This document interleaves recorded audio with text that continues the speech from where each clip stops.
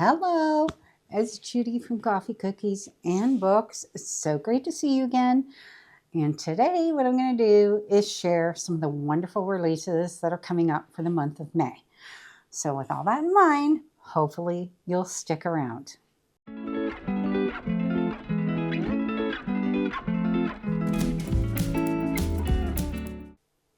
Again, wonderful to see you. I'm so happy you're going to stick around. I don't think you'll regret it. I have 15 wonderful releases that are coming in the month of May. So what I'm going to do is I'm just going to give you the titles, the general information, how big the book is, what type of book it is, release dates. I'm going in the batches starting from May 6th, which is the first one, down to May 27th, which is the last one. And then I will read a brief description. If the synopses are not too long, I'll read the whole thing. If they're really super long, which is the case in some of them, then I'll just read a couple of quick things on them. And yeah, so we might as well get started. Oh, wait, before we do, I would really love it if you could like and subscribe to the channel. I am sitting at about 350 subs and would love to get to 500. That's kind of the first major milestone for YouTube. So it would be really fantastic if you could help me get there. All right, so let's get started, shall we? So the first batch we're going to start with is May 6th.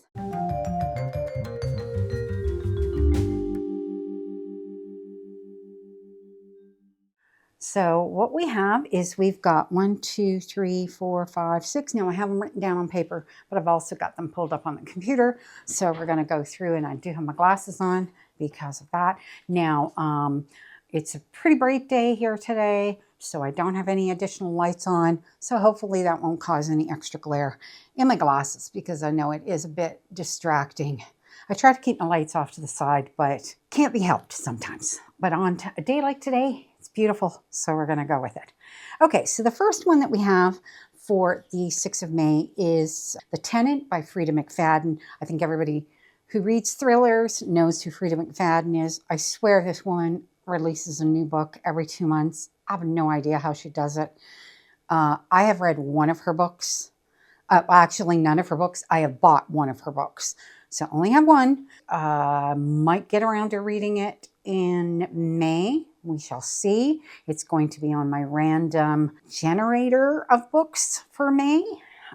But who knows if I'll read it or not. And it is 328 pages. It is a thriller. It says there's no place like home. Blake Porter is riding high until he's not. Fired abruptly from his job as a VP marketing and unable to make the mortgage payments on the new brownstone that he shares with his fiancée, he's desperate to make ends meet. Enter Whitney, beautiful, charming, down to earth, and looking for a room to rent. She's exactly what Blake's looking for. Or is she? Because something isn't quite right. The neighbors start treating Blake differently. The smell of decay permeates his home. No matter how hard he scrubs, strange noises jar him awake in the middle of the night, and soon Blake fears someone knows his darkest secrets. Danger lives right at home, and by the time Blake realizes it, it'll be far too late. The trap is already set. So I think that actually sounds really interesting.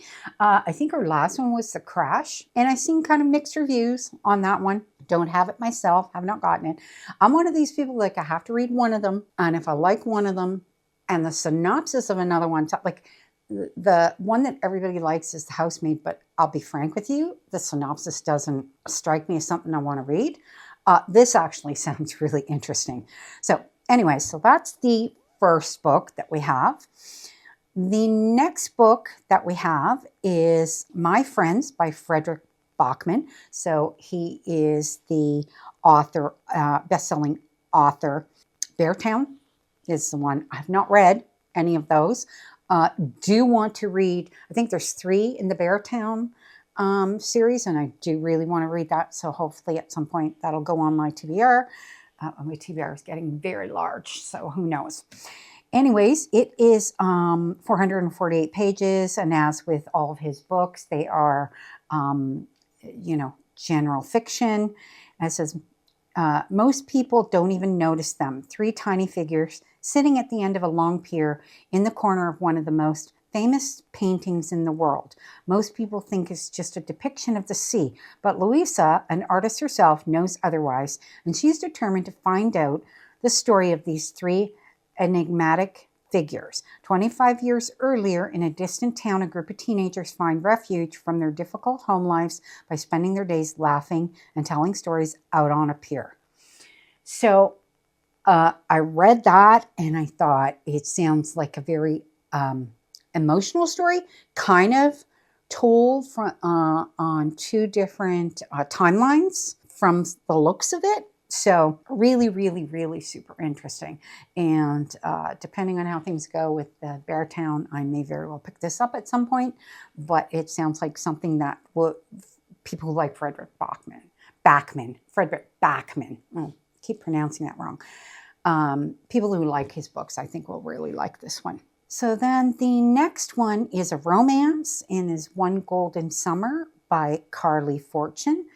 And I have seen her name all over, have not picked up any of her books. I don't read a ton of contemporary romance, which is what this is. So I don't know that I would pick this one up. I don't generally find the synopsis on her books interest me. It's 400 pages long. It says, a radiant new escape to the lake from the #1 best-selling author, Carley Fortune. I never anticipated Charlie Florek? I think that's the last name. Good things happen at the lake. That's what Alice's grandmother says. And it's true. Alice spent just one summer there at a cottage with Nan when she was 17. It's where she took that photo, the one of the 3 grinning teenagers in a yellow speedboat, the image that changed her life. Now Alice lives behind a lens as a photographer. She's most comfortable on the sidelines, letting other people shine. Lately, though, she's been itching for something more. And then Nan falls and breaks her hip. Alice comes up with a plan for them both. Another summer in that magical place, Barry's Bay. But as soon as they settle in, their peace is disrupted by the roar of a familiar yellow boat and the man driving it. It sounds like kind of like teenagers to later lovers, and I don't know if it has dual timelines. Maybe that's from her, so hopefully a few of you will be interested in that one. Then the next one we have it's called The Names by Florence Knapp. And this one, it's 336 pages, and I believe it is general fiction, alternate history, family life, literary fiction. So that's what it's categorized under. Beautiful, heart-wrenching, utterly original.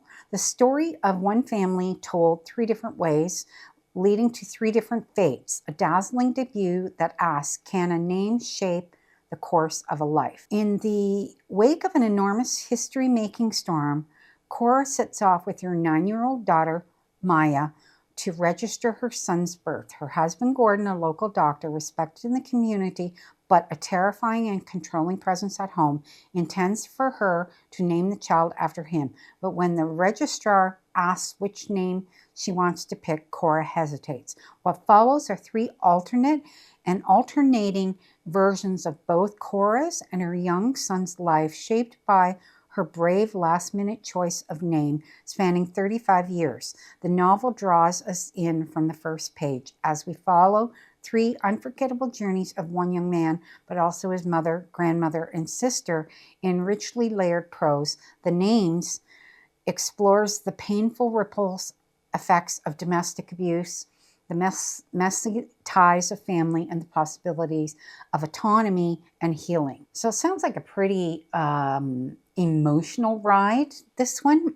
I can't say that it's something that I would necessarily read, but it actually does sound quite interesting. So for anybody who's interested in that type of book, and particularly family dramas and that sort of thing, I think they might enjoy reading that one. And then we have Parents' Weekend by Alex Finlay. And this one, I believe, is a psychological thriller. Let me just double check again. Yes, psychological thriller and suspense. From the best-selling author of If Something Happens to Me comes one of the year's most anticipated thriller. In the glow of their children's exciting first year of college, a small private school in Northern California, 5 families plan on a night of dinner and cocktails for the opening festivity of Parents' Weekend. As the parents stay out way past their bedtimes, their kids, 5 residents of Camp Issy Hall, never show up at dinner. I don't like that name. It sounds like camp and pissy. And I'm like, I don't know who came up with that one. Obviously the author. At first, everyone thinks that they're just being college students, irresponsible, forgetting about the gathering or skipping out to go to the party. But as the hours click by and another night falls with not so much as a text from the students, panic ensues. Soon the campus police call in reinforcements. Search parties are formed. Reporters swarm the small enclave. Rumors swirl and questions arise. Libby, Blaine, Mark, Felix, and Stella, the 5, as the podcasters, bloggers, and TikTok sleuths call them, come from 5 very different families. What led them out on that fateful night could it be the sins of their mothers and fathers come to cause them peril, or a threat to the friend group from within? So it sounds like a twisty and interesting thriller. Actually, one that I might mark off because I love that kind of suspense thriller and love how it intertwines both the parents with the teenagers. So kind of like it's a dual thing from them both, from both sides of the coin, so to speak. So it sounds like something I might be interested in reading. And then the last one is called The Missing Half by Ashley Flowers. And this one is a science fiction crime and mystery women sleuths suspense. So obviously it's a suspense book. Let's see, what does it say about this one? 2 women haunted by their sisters' unsolved disappearances band together in this captivating mystery from the #1 best-selling author of All Good People Here and host of the #1 true crime podcast, Crime Junkie. Interesting. Nick Monroe is in a rut. At 24, she lives alone in a dinky apartment in her hometown of Mishawaka, Indiana.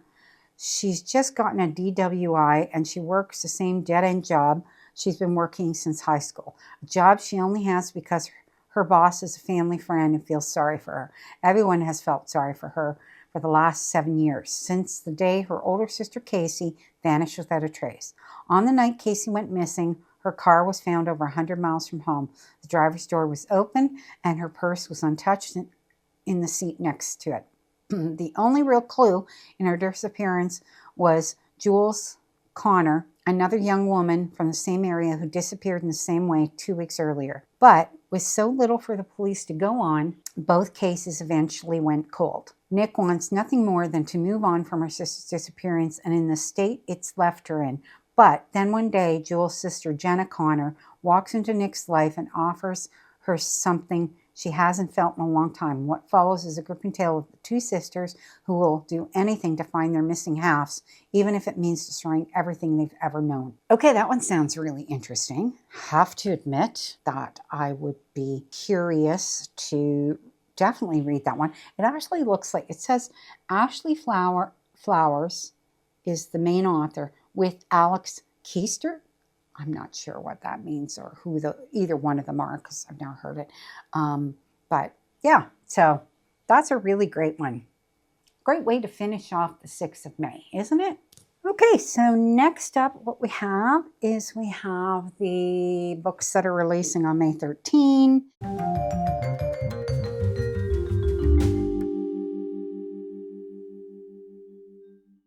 And we have 5 books that are releasing on that date.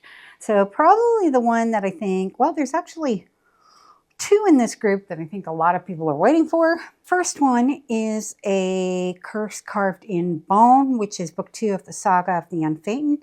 I think the previous one was A Fate Inked in Blood, but it's by Danielle L. Jensen. And so this is a fantasy. I don't know, never read the first one. The secret of her divine heritage revealed, Freida finds herself on a path that will see thousands of lives lost to the magic in her blood.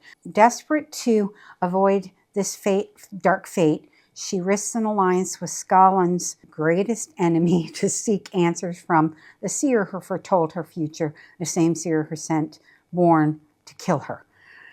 So I don't want to go on too far. Because this is the second book in the series, I think it would be a disservice to continue on with the synopsis. This is 416 pages, not super long. I don't think the first book was super long either, but I'm sure there are quite a few people that are waiting for this one because they did really like the first one, and I do believe it's just a duology. So that is that one. Then the next one is another one which is actually on my list that I want to get, and that is The Devils by Joe Abercrombie. So this is a completely new series. This is not, I don't think, related to his other series. Holy work sometimes requires unholy deeds. Brother Diaz has been summoned to the sacred city where he is certain a commendation and grand holy assignment awaits him. But his new flock is made up of unrepentant murderers, practitioners of ghastly magic, and outright monsters. The mission he's tasked with will require bloody measures from them all in order to achieve its righteous ends. Elves lurk at our borders and hunger for our flesh, while greedy princes care for nothing but their own ambitions and comfort. With a hellish journey before him, it's a good thing Brother Diaz has the devils on his side. That sounds really good. It's 560 pages. That's the hardback. What's the paperback saying? It's rated as, it's not saying anything. Cover to be revealed. So they haven't got anything set. This is just for the hardcover and Kindle release. And yeah, 560 pages, and it is an epic fantasy. It's definitely on my purchase list. So then we have The Emperor of Gladness, a novel by Ocean Vuong. I hope I've got that right. I am putting the book covers up, so if I mispronounce the names, you can all see who it is. Vuong returns with a big-hearted novel about chosen family, unexpected friendships, and the stories we tell ourselves in order to survive. One late summer evening in the post-industrial town of East Gladness, Connecticut, 19-year-old Hai stands on the edge of a bridge in pelting rain, ready to jump, when he hears someone shout across the river. The voice belongs to Grazina, an elderly widow succumbing to dementia, who convinces him to take another path. Bereft and out of options, he quickly becomes her caretaker. Over the course of the year, the unlikely pair develops a life-altering bond, one built on empathy, spiritual reckoning, and heartbreak, with the power to transform Hai's relationship to himself, his family, and a community on the brink. So it sounds like one of those emotional fictional stories, and definitely appealing. 416 pages, and it is rated as Asian American and Pacific Islander literature, LGBTQ fiction, and literary fiction. So that's what it's listed under. Okay, and then the next one is What Sleeps Within the Cove by Harper L. Woods. This is book 4 of the Flesh and Bones series. I have not read this at all, so I have no idea what the previous books were in the series or what they were called. This is Once I Bartered My Soul for My Mate. Offering Mab my bound allegiance was the only way to save Caldress's life, the only bargain I could make to keep us both from the void. After cruelly murdering the King of Summer, her own brother Mab became unhinged, and there was no telling what she would do. Caldress is safe for now because of my sacrifice, but at a cost. Queen Mab only wants one thing from me. Then I was banished to Tartarus, from where few ever return. If you've read the series, the Flesh and Bones series, then looks like it's the last one in the group, and there are 4 of them. So then the next one is A Man Made of Smoke, a novel by Alex North. This is the latest gripping serial killer thriller from the New York Times bestseller Alex North. Dan Garvey's life has been haunted by the crime he witnessed as a child, narrowly escaping an encounter with a notorious serial killer. He has dedicated his life since to becoming a criminal profiler, eager to seek justice for innocent victims. So when his father passes away under suspicious circumstances, Dan revisits his small island community, determined to uncover the truth about his death. Is it possible that the monster he remembers from his childhood nightmares has returned after all these years? This sounds like great. Sounds like something I would totally want to read. Yeah, I love books like that. And it is 320 pages, so not super long. Definitely going to have to put that one on my list. So that was the last one for May 13th. Okay, so the next release date we have is May 20th.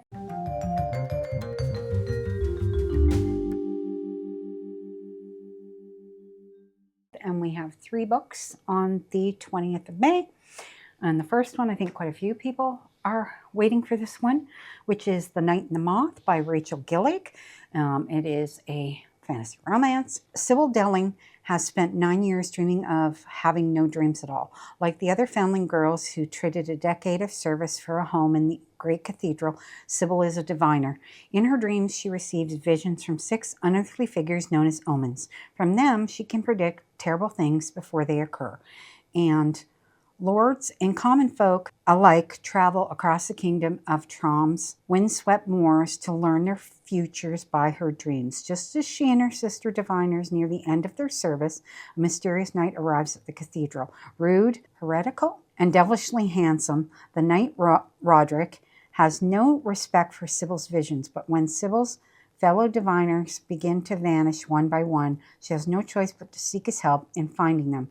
For the world outside the cathedral's cloister is wrought with peril. Only the gods have the answers she is seeking, and as much as she'd rather avoid Roderick's dark eyes and sharp tongue, only a heretic can defeat a god. This one actually sounds really interesting. I didn't think that One Dark Window sounded interesting, at least not for me, just a personal taste. Reading the synopsis and everything, it really didn't sound like the book for me, but this one actually does sound interesting, so it might be something that I'd look into getting. Not in any rush, but maybe at some point. Although, having said that, I probably would like to try One Dark Window before I actually purchase this one, but, we'll see how it goes. All right, so that's that one. And then the next one is actually one that I think a lot of people who read romance are looking forward to, which is I think it's the fifth and final book in the series. I think so, because I'm pretty sure I have 4. So I think this is the 5th and final one in the Windy City series, which is Rewind It Back by Liz Tomforde. And it's a 400-page romance, contemporary romance. This is Hallie and Rio's romance, which it's a book you've been waiting for. Don't miss Rio and Hallie's story in the final book of the global phenomenon Windy City series. Hallie: when I was 11, my family moved next door to his. When I was 13, he was my first crush. When I was 16, we fell for each other. When I was 19, we broke each other's hearts. 6 years later, I've landed an internship with a big name interior designer in a new city. Unfortunately, that city just so happens to be the one he plays hockey for. So he's a hockey player. As with all of the books, athletes, professional athletes.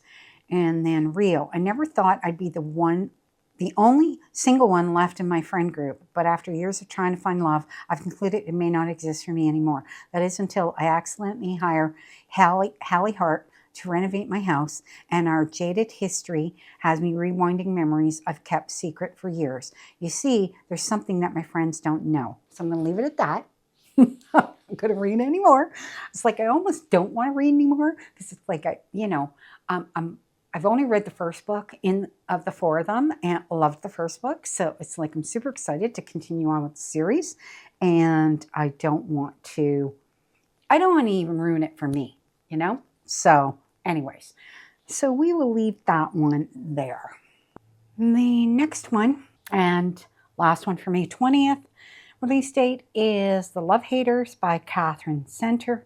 So it is contemporary romance, 320 pages. I have not read any of hers. I know that she has a lot of fans out there.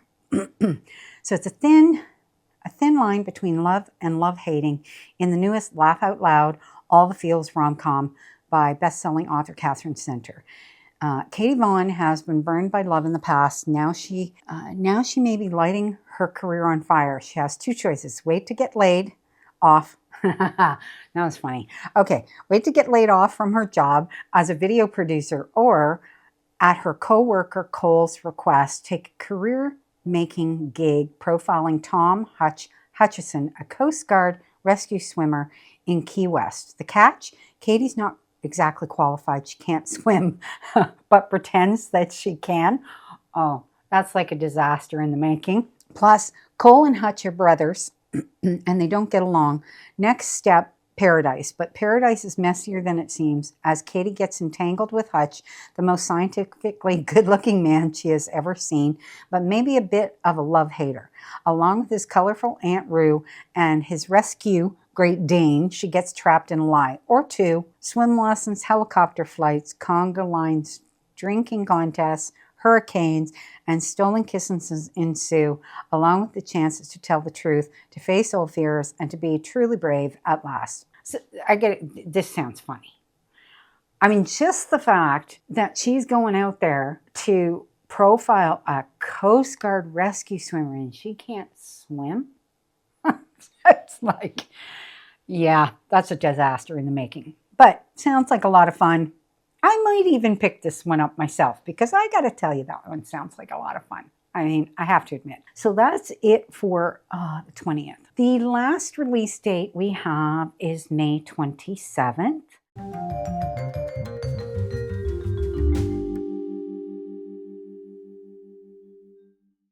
And I have one book for the 27th. And it is a fantasy romance duology. It is book one in the Bonded to Beasts, A Fate Forged in Fire by Hazel McBride. It says, to become the first queen in centuries, powerfully blessed blacksmith must use her wits and fire magic to overthrow the corrupt powers ruling her kingdom, while also fighting her growing desire for one of her dragon-riding adversaries in the first book of a sizzling Celtic-inspired fantasy romance duology. Once a territory built on matriarchal rule and values, Terra-Tien has since grown frail from a long line of fruitless kings, the most recent of which have ruled under the influence of the true religion, an oppressive group who have steadily poisoned the region with their anti-magic teachings. Born to rule and blessed by fire, Amara has begrudgingly lived in hiding rather than risk her life in court, waiting in anticipation for the current king's death so she can bond to his dragon, claim her throne, and protect her people. But when the king dies and Amara is ready to take what is rightfully hers, her ambitious plan is foiled, and she is thrust into a game of vicious politics and plots. Her biggest adversary is Prince Fiorian, a dragon rider and one of the most powerful fire wielders in the territory. Cold, arrogant, and blindly supportive of his corrupt family, he has everything Amara despises. But as chaos engulfs the court, they find themselves reluctantly entwined, forced to forge an uneasy alliance, one that quickly ignites into something more dangerous than either of them expected. Sorry, I'm like putting my own words in there. I mean, it sounds good. Cover's beautiful on it, as you can see. Gorgeous cover. So far, it's just indicating that it's going to be Kindle and hardcover. So I'd be curious to see if the paperback's the same cover, because sometimes they're not, which is kind of disappointing in my opinion. But anyway, so it's only 416 pages. It sounds like a nice short fantasy. Anyway, that's it. Those are all of them. That was the last date, which is May 27th. And I think that, I think it's actually a good batch of books. I mean, there are probably potentially a half dozen there that I might pick up myself. but I'm not in any hurry because I just did a whole huge haul, and my TBR is full and my shelves are full. So I'm not really looking for any more new books, but I'll put them on my wish list, and at some point I may very well pick them up. I mean, the only one that I can see that I would definitely pick up for sure is The Devils by Joe Abercrombie. I really want to read that. So that is the only one that I 100% want to read. Okay, so that is it for me for this video. So what I'm probably will be doing in my next video is we'll be doing my May TBR. I'm waiting to as close to the end of the month as I can because I am expecting to do a readathon in May, and the details of that have not come out yet. So cross my fingers that it'll be out before I have to film that video. And we're going to be doing something a little bit different in how I choose the books that I'm going to read for that month. And if you have any questions, or if you like the video, leave a like, and I would love to hear what you think about some of these books. If you're interested in reading any of them, always love to hear that. And honestly, you know, if I pick up any of them and you, or if there's any books that you know you've seen me say that I have in my library, like from my hauls or whatever, I would encourage you to let me know that you want me to read it. And I would gladly read it and review it for you. And we will see you in the next video. Have a really great day.